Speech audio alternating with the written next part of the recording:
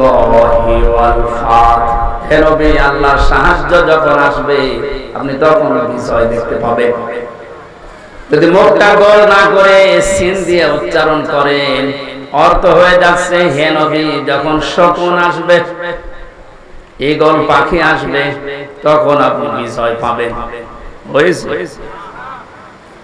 এখানে শুধু কোরআন শরীফ না, দুনিয়ার যে কোনো বিষয় কেউ যদি পড়তে চায়, এর হক আদায় করে সঠিকভাবে চারটা বিষয় তাকে মানা লাগবে। এক নম্বরে ওটা পড়া লাগবে শুদ্ধ করে। কি করে? এটা তো আমি বানালাম নাকি? কোরআনে কারীম জানিয়েছে, ওয়ারাতিলিল কুরআন তারতিলা। হে নবী, আপনি কোরআন পড়বেন শুদ্ধ করে, স্পষ্টভাবে, থেমে থেমে। প্রধান অতিথি সহ যারা এখানে আছেন, নবীর এই হাদিসের প্রথম অংশটা আমরা একটু মিলাই আমাদের জীবনে।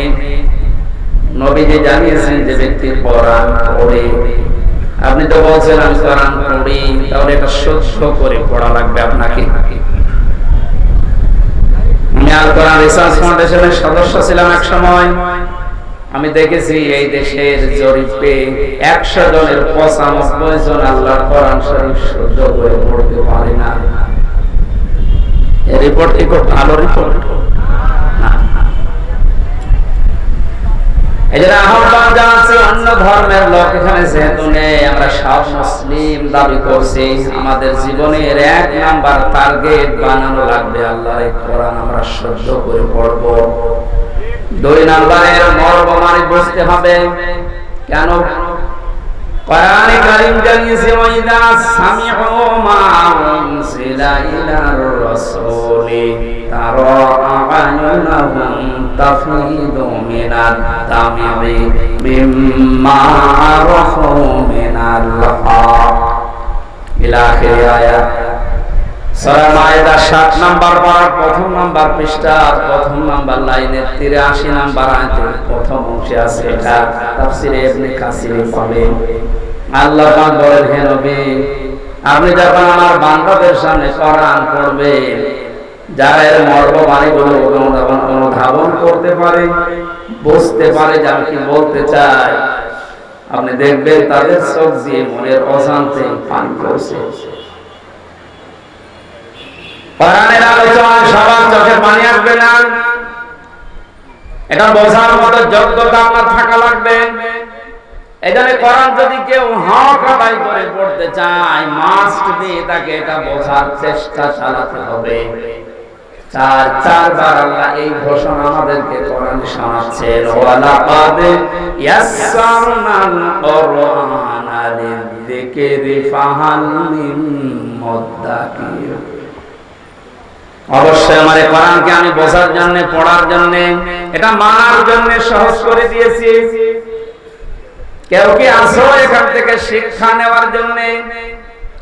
বগুড়াবাসী, আমরা আজকে থেকে আল্লাহর এই আফসোস আর থাকতে দেব না। যতদিন জীবন আছে কোরআন বুঝে মরার চেষ্টা করব ইনশাআল্লাহ। 3 নম্বরে শুধু না, এটা আমাদের বোঝার চেষ্টা চালাতে হবে। কিচ্ছু লাগবে না, আপনি খেয়ে ফেলেন, নষ্ট হবে। আমার কাছে কিচ্ছু দেবেন না, আর এখানে কথা বলবেন না। আবার কারে চা দিচ্ছেন আপনি? পেছনে যে কয়জন আছে দিয়ে শেষ করে দিন। একটা ক্লাস চলছে, মানে চা খাচ্ছে, সবাইকে চা দেন। তাড়াতাড়ি করে ডিস্টার্ব করলে কিন্তু বোঝাতে পারবো না। এটাকে আমি আর কি মারছি? ক্লাস চলে বিশ্ববিদ্যালয়ে, আমরা দেখি 40 থেকে 45 মিনিট। আমরা 1 ঘন্টা ক্লাস যদি নেই, 1 ঘন্টা ক্লাস নিলে কমপক্ষে 20 ঘন্টা পড়া লাগবে। এটাতে আর কি মারা ক্লাস চলছে নাকি? এক ছাত্র এসে স্যারের কাছে বলছে, স্যার হয় ছুটি দেন নাই আমি গেলাম। ছুটি দেন নাই আমি গেলাম মানে তার রোল নাম্বার কত? 82। 82 মানে ক্লাসে ছেলে মেয়ে কয়টা? 82টা ছেলে মেয়ে। রোল নাম্বার কত? খুব ভালো ছাত্র। ওর জীবনে কোনো এম আছে, কোন উদ্দেশ্য আছে? শুধু আসে, এটা আনন্দ ভর্তি করে চলে যায়। আপনাকে ওইরকম ছাত্র নাকি? আজকে যখন এসেছেন এই প্রচন্ড গরমে কষ্ট স্বীকার করে অন্তত একটা ঘন্টায় যেন কিছু বাড়ি নিয়ে আমল করার জন্য যেতে পারে।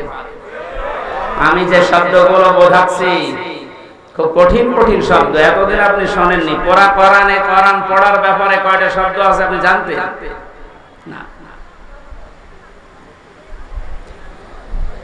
কোরআন যদি কেউ বলে আমি কোরআন পড়ি, তার শর্ত মানা লাগবে কয়টা? 1 নম্বরে শুদ্ধ করে, 2 নম্বরে বুঝতে হবে, 3 নম্বরে যে বুঝবে ওই বিষয়ের উপর তার বাস্তব জীবনে আমল করা লাগবে। এটাই ঝামেলা। আমরা জানি না এখানে এমন কেউ নেই যে টাকা ছেড়ে রাখে। যারা টাকা আসে সুদের এই টাকা নেওয়া হারাম, এ জানে নাকি? হিন্দু ও জানে, কথা বলে না। এটা জানার পরও আমাদের আমল আছে। বলে এই যে 1 বিঘা জমি দেয়, 1 লক্ষ টাকা নেয়, 8-10 বছর এটা চাষ করে খায়, যখন ফেরত দেয় তখন 1 লক্ষ টাকায় ফেরত দেওয়া লাগে। এই সিস্টেম আছে না দেশে?